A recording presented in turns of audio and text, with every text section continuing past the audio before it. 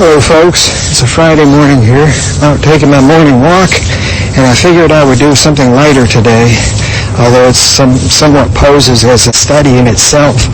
That word stoicheia that occurs in 2 Peter chapter 3. I just wanted to back up a little bit and take a look at it in perspective so that we could see exactly what it was that Peter was talking about. You know, back in the late 80s, I remember getting into my grandfather's library and pulling out a book called The Story of Philosophy by Will Durant. And I tried to get through it, and I couldn't. Had a hard time getting through that book. But I put it back on the shelf, and it wasn't until I was about 25 or so that I ended up taking that book back down and rereading it, and read it from cover to cover. And it made such a profound impression on me because Will Durant was what you might call a synthetic historian. He liked to take all of the facts and he liked to synthesize them into one coherent whole. In other words, he liked that perspective. He liked to see the fact in relation to, the big picture. He liked to see the part in relation to the whole. That point of view is really something that's becoming now in the 21st century, is really becoming obsolete. You have specializations within specializations within specializations, and it just, facts and data just keep getting more and more specialized. The microscope is being used more than the telescope. And I worked at a university for 5 years, and I had one guy tell me, we don't need your perspective. All we need is to look at the facts and analyze the facts. Analytic rather than synthetic. So it became obvious to me at that time, and even earlier, that there needs to be a better way to gather the data and to study data and to study facts and to study evidence. And the only way you can really do that is through an inductive method. So, going back to the story of philosophy, there's a chapter in there about Francis Bacon. And Francis Bacon, that chapter really interested me so much that when I became a young man in my 20s, I ended up reading Francis Bacon. This was before I even became a Christian. So I ended up reading some of Francis Bacon's works, and I was also profoundly impressed by his method. So, fast forward a few years to when I actually did accept Christ, was baptized and all that. I had that background of induction, of inductive reasoning already instilled in me through the works of Will Durant, Francis Bacon, later on in life, John Stuart Mill.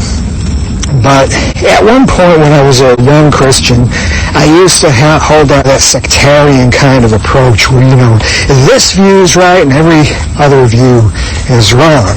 When I got older, within the past few years, though, I've changed my approach profoundly. Well, now I want to gather all the opinions, everybody's opinion. And I want to see how they all relate to each other, because I've come to the conclusion that no one is 100% right and no one is 100% wrong. Everybody has some perception of truth, and we may not see truth from the same exact perspective, but truth needs to be synthesized in order to get the big picture, in order to get that full perspective. And so when I come to a passage like 2 Peter chapter 3, I want to hear everybody's point of view. Reading the preterist scholars is important to me because it gives me a lot of data that I wouldn't get elsewhere. Now, even E.W. Bullinger admitted in his book on hermeneutics, he admitted that stoicheia, that Greek word, translated as elements or rudiments, only one place in the New Testament it means the actual elements of which the material creation was created. So his admission right there gave me to realize that there's something more to the whole controversy than perhaps I was looking at. There's also some great books that were written from the preterist perspective. You've got, William Murray's Christ Came Again. He talks about that word. But At the same time, reading the futurist commentators, I also realized that context is important. And they made a very good point where you cannot jettison the context of a passage in favor of one particular view. So if Peter's talking about something that is pertaining to, let's say, the human creation or the physical, he's making an analogy. You can't just throw that away. You have to take that into consideration when you assess your evidence.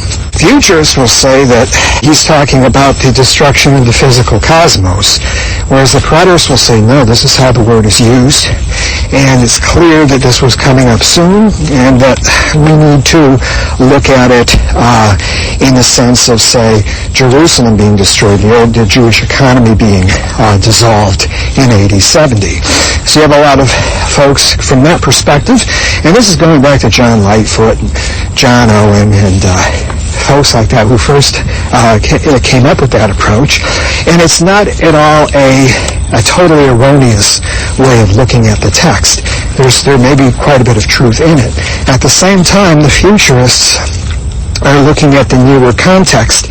They're seeing that Peter's making an analogy, and that to bear that analogy out, you have to hold that the destruction is something larger than, perhaps much larger than, the destruction of the Mosaic economy. So where am I going with this? Well, I have come to the conclusion in my more mature years that there's a telescopic sort of fulfillment going on here. A common view within the whole tradition of conservative Baptistic premillennialism. You'll find this view everywhere. It's not something that's coming from the far left or the far right. It's coming from the center, and basically holds that there could be a dual reference going on here. That's the view that I hold. I hold that Peter was looking forward to something, that he perhaps didn't know the full meaning of what exactly it was he was talking about. He's speaking through the Spirit, but there's a dual reference. He's talking not only about the destruction, the upcoming destruction of the Mosaic economy, but he's also talking about the upcoming purification of the physical cosmos. It's a telescopic prophecy. It's built on the dual reference principle, and that's what he's talking about. Now, I realize there's a lot of folks that say, well, that can't be, and bippity-boppity-boo, they go back and forth. But that's what I want to avoid, because there's aspects of truth in both view. You have to synthesize them.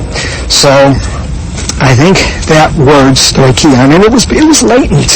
As a matter of fact, it's used, I think, twice in the Book of Wisdom in the Septuagint. It's used in the sense of the physical cosmos. So I don't have those passages in front of me, but I could provide those references if need be. But anyways, I wanted to bring that out today because I know I was doing some studies recently. I did allude to 2 Peter 3. And I wanted to really just give my position and kind of discuss that whole synthetic aspect, assessing data and assessing evidence. So that's about it. That's all I have for today. But thanks again for tuning in. Everybody have a great weekend, and I'll talk to you soon. Bye.